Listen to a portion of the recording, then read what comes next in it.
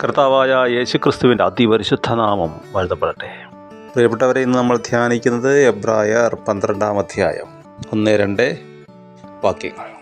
ആകയാൽ നാമും സാക്ഷികളുടെ ഇത്ര വലിയൊരു സമൂഹം നമുക്ക് ചുറ്റും നിൽക്കുന്നത് കൊണ്ട് സകല ഭാരവും മുറുകെ പറ്റുന്ന പാപവും വിട്ട് നമുക്ക് മുമ്പിൽ വച്ചിരിക്കുന്ന ഓട്ടം സ്ഥിരതയോടെ ഓടുക. വിശ്വാസത്തിൻ്റെ നായകനും പൂർത്തി വരുത്തുന്നവനുമായ യേശുവിനെ നോക്കുക. വിശ്വാസത്തിൻ്റെ അതിമഹത്തായ ഒരു അധ്യായത്തിന് ശേഷം പരിശുദ്ധാത്മാവ് പറയുകയാണ്, ഭാരം പാപം വിട്ട് ഓടുക.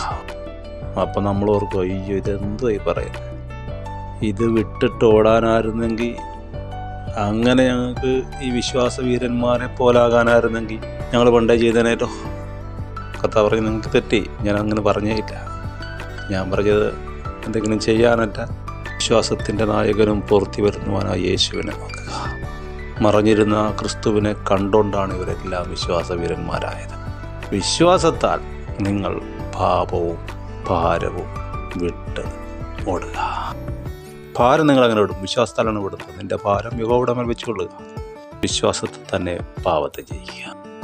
അതുകൊണ്ടാണ് പറയുന്നത്, യുവാക്കളെ, നിങ്ങൾ ശക്തരാകയാലും ദൈവവചനം നിങ്ങളിൽ വസിക്കയാലും നിങ്ങൾ ദുഷ്ടനെ ജയിച്ചിരിക്കയാലും ഞാൻ നിങ്ങൾക്ക് എഴുതുന്നു. ഈ ഡോക്യുമെൻ്റ് എഴുതി തരികയാണ്. കാരണം എല്ലാ തലമുറയിലുമുള്ള ദുഷ്ടനെ ജയിക്കുന്ന യുവാക്കൾ, വചനത്താൽ ജയിക്കുന്ന യുവാക്കൾ, യേശുവിനാൽ സാത്താനെ തോൽപ്പിക്കുന്ന യുവാക്കൾ. യേശുവിൻ്റെ സ്നേഹം സാത്താൻ്റെ ദുഷ്ടതയേക്കാൾ വലുതാണ്.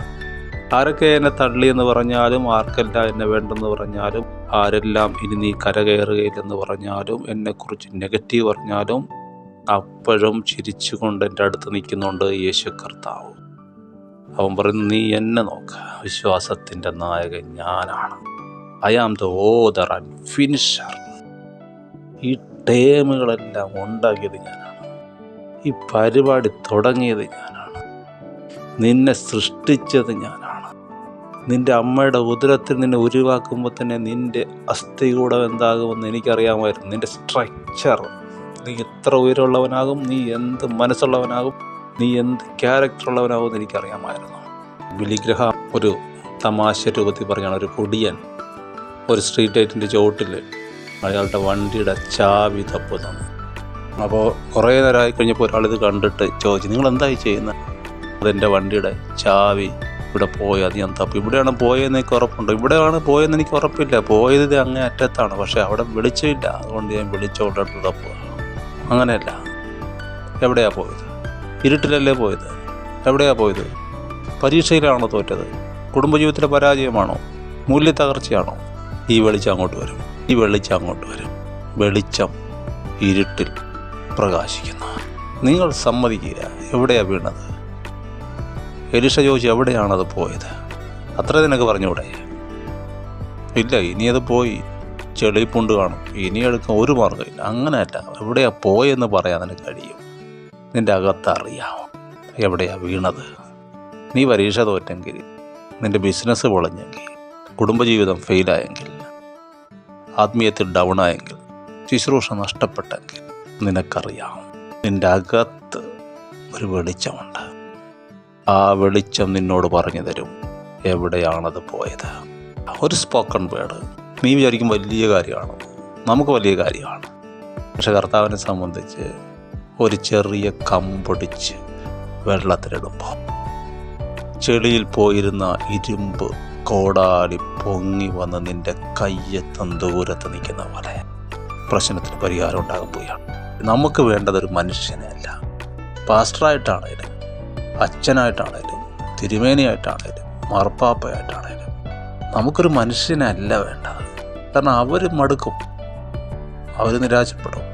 നമുക്ക് വേണ്ടത് കർത്താവിനെയാണ്. നമുക്ക് വേണ്ടത് ദൈവത്തെയാണ്. മനുഷ്യന് വേണ്ടത് ദൈവത്തെയാണ്. അപ്പോൾ ദൈവം കൂടെ ഉണ്ടെങ്കിൽ തോക്കുകയല്ല. ദൈവം കൂടെ ഉണ്ടെങ്കിൽ വീണാലും കയറി വരും.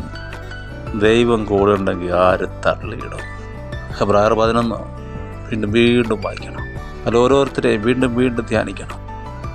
എന്നിട്ട് വേണം 12-ാം അധ്യായത്തിലേക്ക് വരാൻ. റോമാലേഖനം 12 ഇത് തന്നെയാണ്. സഹോദരന്മാരെ, ദൈവത്തിൻ്റെ മനസ്സലിവ് ഓർപ്പിച്ച് നിങ്ങളെ പ്രബോധിപ്പിക്കുന്നത് നിങ്ങളുടെ ശരീരങ്ങളെ ജീവനും വിശുദ്ധിയും ദൈവത്തിന് പ്രസാദമുള്ള യാഗമായി സമർപ്പിപ്പീൻ. ഈ ലോകത്തിന് അനുരൂപമാകാതെ നന്മയും പ്രസാദയും പൂർണ്ണതയുമുള്ള ദൈവഹിതം ഇന്നതെന്ന് തിരിച്ചറിയേണ്ടതിന് മനസ്സ് പുതുക്കി രൂപാന്തരപ്പെടുവീൻ. റോമാലേഖനം 1-11 വരെ വായിക്കണ്ടേ, ധ്യാനിക്കണ്ടേ, അതിലെ ഗോതമ്പിൻ കാമ്പ് തിന്നണ്ടേ, അതിലെ പാറയിൽ നിന്നുള്ള തേൻ കുടിക്കണ്ടേ. അവനാണ് 12-ാം അധ്യായത്തിലെ ഈ മർമ്മം മനസ്സിലാകുന്നത്. അവനാണ് അവൻ്റെ ശരീരത്തെ ജീവനും വിശുദ്ധിയും ദൈവത്തിന് പ്രസാദവുമുള്ള യാഗമായി സമർപ്പിക്കുന്നത്. പ്രിയപ്പെട്ടവരെ, യേശുവിൻ്റെ നാമത്തിൽ ഞാൻ അനുഗ്രഹിക്കുന്നു. പരിശുദ്ധാത്മാവിൻ്റെ ഒരു പേര് ആശ്വാസപ്രദൻ എന്നാണ്. അവൻ അങ്ങനെ തന്നെ വിളിക്കുക. ആശ്വാസപ്രദനായിട്ട് അവൻ നിങ്ങളുടെ കൂടെ ഇരിക്കട്ടെ. ഏത് വിഷയത്തിലാണേലും, രോഗത്തിനാലാണേലും, പാപത്തിനാലാണേലും, സാമ്പത്തിക ബുദ്ധിമുട്ടിനാലാണേലും, കുടുംബ തകർച്ചയാണെങ്കിലും അവൻ നിങ്ങളെ ആശ്വസിപ്പിക്കും. നിങ്ങൾ ഭാരപ്പെടുന്ന എല്ലാ വിഷയത്തിലും കർത്താവ് നിങ്ങളെ ആശ്വസിപ്പിക്കും. ആമേൻ.